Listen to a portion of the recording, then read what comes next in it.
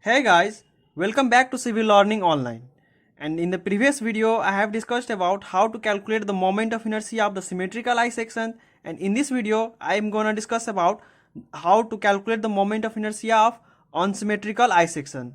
And you know why I'm uploading these videos, because one must have the idea about how to calculate the moment of inertia of these I sections, symmetrical, unsymmetrical, T section, L section, because while we will need this when we are designing literally supported and unsupported beams, as well as gantry girders in design of steel structure, as well as some other portion of civil engineering subjects. And without any further delay, let's get started.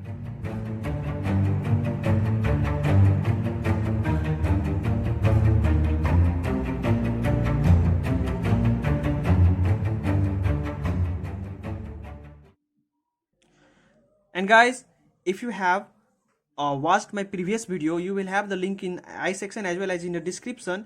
You will come to know that the given I section is symmetrical about y axis only. Means if we cover this portion, or if we cut it the I section about y axis, then it will get over this. Or we can say that this portion, if we draw an axis here, y axis, then this portion will be image of this portion. So let us first draw the axes. So I have drawn the y axis, but you may have a question that why I haven't drawn the x axis of this I section, as this I section is unsymmetrical about x axis. So for that, what we need to do is we have to find the location or the distance from the base at which our x-axis will lie. So we will proceed the solution of this numerical, writing a line, and the line is let y bar be the distance from the bottom of this I section where our axis lies. So I am going to write it here. Let y bar be the distance of the horizontal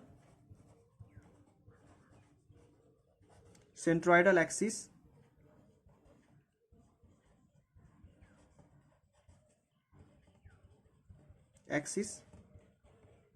from base, and I am going to draw it here. So guys, if we deal with this line, this is our y bar, means our centroidal axis, means horizontal axis is at some distance y bar from the base of this I section. It is not at the center of this whole I section or the center of this whole span. It is because our I section is unsymmetrical, and for due to that reason we have to calculate this y bar, and we will calculate this y bar step by step. Let us see how it is done. So for calculating the value of this y bar, we will need to calculate we will need to proceed through these rectangles one by one, and I am going to write this lower rectangle as 1, this middle triangle as 2, and this upper rectangle as 3. Now for rectangle 1,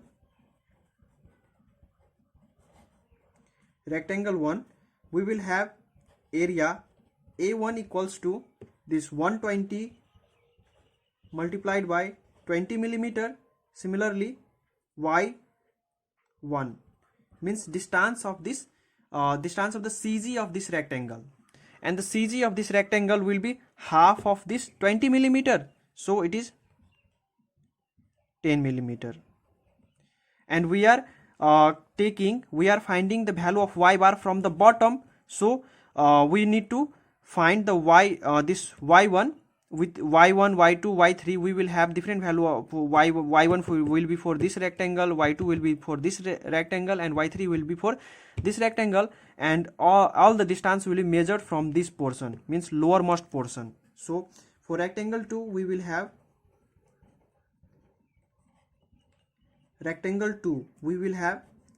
A2 equals to this is 20 millimeter, so 20 multiplied by 80, and y2 will be equals to this 20 millimeter plus half of this 80 millimeter. 20 millimeter plus half of this 80 millimeter, because we are calculating the value of this y bar from the bottom, so we will need to take the span of value of y from this portion. So 20 plus half of this 80 for second rectangle. So 20 plus half of 80 will be equals to 60 millimeter. Now for rectangle 3, rectangle 3 again it will be A3 will be 60 multiplied by 20, and y3 will be equals to span up to the CG of this rectangle, and this CG of this rectangle will be at half of this 20 millimeter, means 10 millimeter, and sum 80 millimeter plus 20 millimeter, so it will be 10 for half of this rectangle plus 80 plus 20 millimeter from bottom. Now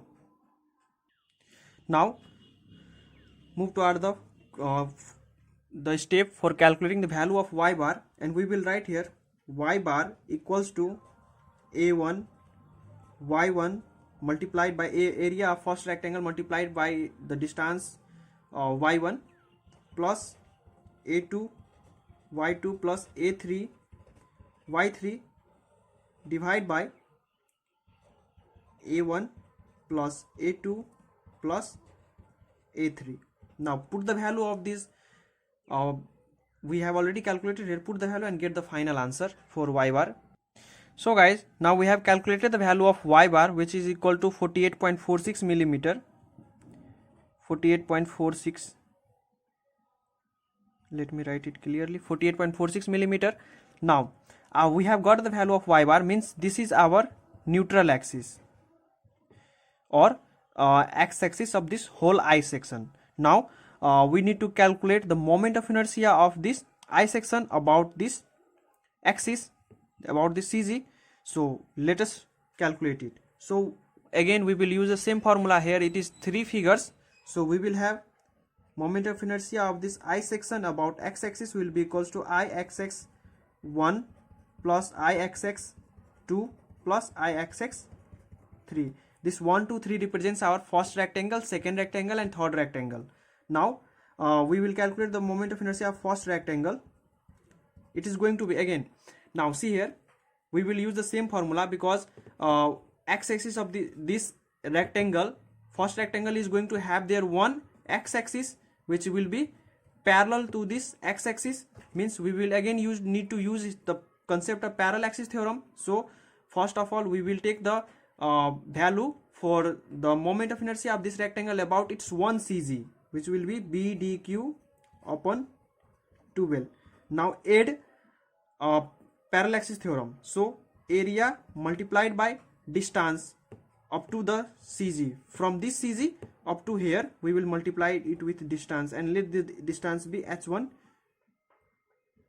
square. Now put the value and get the answer. See here guys, this portion is whole is 48.46 millimeter, and this is 20, and up to here it is 10 millimeter. So our h1 will be equals to 48.46 minus this lower portion. If we subtract this much from this whole, we will get the value up to here. So it is if we subtract 10 millimeter from 48.46, then it is going to be 38.46, and our width is 120 multiplied by this x-axis. We are calculating x-axis, so B is 120 and D is 20 millimeter, but axis is intersecting 20 millimeter. So 20 to the power 3 divided by 12 plus area of this rectangle is 120 multiplied by 20, and the distance is 38.46, which is the value of h1, so for 38.46 and square. On solving this, we will get the value which will be equals to 36.3 multiplied by 10 to the power 5 millimeter to the power 4. Similarly, calculate the value of moment of inertia for the second rectangle. Now see here, this time we will have a little bit difference. See here, what will be the difference? And guys, do watch here very carefully. See here, we are calculating the moment of inertia of second rectangle. So this is our second rectangle. This is our second rectangle, and the CG of this much portion will be at half of this 80 millimeter, means CG will be at 40 millimeter of this rectangle. And now the CG of this whole I section is, we are taking about the bottom. So what we need to do is we need to use the parallel axis theorem, because the CG of this rectangle is not coinciding. CG of this rectangle is not coinciding with the CG of this whole section. We have calculated the CG of this whole section is here, but the CG of this rectangle is here at distance 40 millimeter from bottom, or 40 millimeter from the top. This is also 40 millimeter. From here to here it is 40 millimeter, half of 80 millimeter. So here what we need to do is we have to use the concept of parallel axis theorem, because this is at some distance h2. Second rectangle, CG of this second rectangle is at some distance h2. So we need to calculate the value of h2, and then we will use the formula. So again we will have the moment of inertia about CG will be b dq by 2l plus area of second rectangle multiplied by distance h2 square. Now put the value. Oh sorry, here it is visible now. This is the value for calculating the moment of inertia about CG, and this is the parallel axis theorem. So from here we will have the span h2 will be equal to this whole span, means 40 plus 20 means 60 minus 48.46, then only we will get this value. This is 48.46, and this whole span is going to be 40 plus 20, so 60 minus 48.46 square, and we will get the value equals to 10.66 multiplied by 10 to the power 5 millimeter to the power 4. Now time to calculate the moment of inertia of the third rectangle. So we are calculating the moment of inertia about x-axis for third rectangle. So see here guys, now watch this step again very carefully. See, we have got the CG of this whole I section here, and the CG of this third rectangle will be somewhere here. Now what we need to do is, again this CG will make this rectangle to move at some distance along this axis. So what we need to do is we have to get the value of this length from here to here. Let this be h3, and it is the span of the CG of this rectangle to CG of this whole I section. Now we need to calculate the value of h3. So how can we calculate the value of h3? We have got 48.46 from bottom to here. So if we subtract this value 48.46 from this whole, we will get the value of upper portion.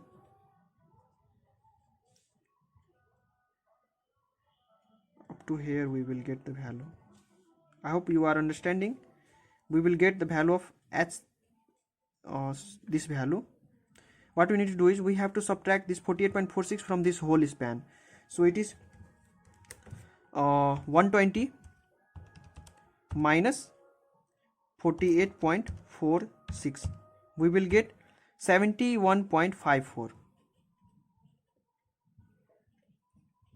Now we need the value of h3, and h3 is from here to here. So subtract 10 millimeter, means this much portion from this whole. If we subtract this portion from this whole 71.54, then we will get the value of h3. Then h3 will be 10 minus 71.54, means we have got the value of h3. Now use the concept of parallel axis theorem, that is again b multiplied by d to the power 3 divided by 12 plus area of third rectangle is 20 multiplied by 60 multiplied by value of h3, which is 61.54 square, and we will get the value of ixx3 45.84 multiplied by 10 to the power 5 millimeter. Now put the value. We have ixx equals to ixx 1 plus Ixx 2 plus Ixx 3. So putting the value, we will get the final moment of inertia of the given unsymmetrical I section about x-axis. So here it is going to be 92.8 multiplied by 10 to the power 5 millimeter to the power 4. Now we will again calculate the moment of inertia of this given unsymmetrical I section about y-axis, and see here CG of this y-axis of this, all the three rectangles are lying on the CG of this whole I section, so there will no need to use the concept of parallaxis theorem, simply calculate the value of CG. So it is going to be Iyy1 plus Iyy2 plus Iyy3.